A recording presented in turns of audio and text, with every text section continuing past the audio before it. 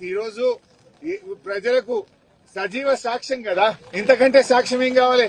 కాళేశ్వరం కొట్టుకుపోయిందనేటువంటి మూర్ఖులకు 21 టీఎంసీలతో సముద్రాన్ని తలపించే ఈ మల్లన్న సాగరే ఒక సజీవ సాక్ష్యం. ఇంతకంటే ఇంకొక సాక్ష్యం ఉండదు. ఇప్పటికైనా కాంగ్రెస్ నాయకులు మీరు కూడా వచ్చి ఇంత పసుపు కుంకుమ వేసి కొబ్బరికాయ కొడితే మీ పాపాలు తొలగిపోతాయి. ఆనాడు ప్రాజెక్టు కట్టేటప్పుడు అడ్డం పడ్డారు, కోర్టులలో కేసులు వేసిండ్రు. కనీసం ఇవాళ సంతోషాన్ని పంచుకుందామని వస్తే ఇవాళ కూడా కాంగ్రెస్ పార్టీ నాయకులు డైవర్షన్ టాక్టిక్స్ చేస్తా ఉన్నారు. దేనికోసం? ఈ నీళ్లతోని రేపు మెదక్ జిల్లా, యాదాద్రి జిల్లా, సిద్దిపేట జిల్లా పంట పొలాలు పండడం మీకు ఇష్టం లేదా? రైతుల పొలాలు తడవడం మీకు ఇష్టం లేదా? మేమొచ్చి 21 టీఎంసీల మా కేసీఆర్ కట్టించిన ప్రాజెక్టులో ఇంత పసుపు కుంకుమ వేసి ఆ గోదావరి జలాలకు దండం పెట్టుకుందామని మేము వచ్చాం. దానికి కూడా మీరు అడ్డుకోవడమేనా అని నేను అడుగుతా ఉన్నా.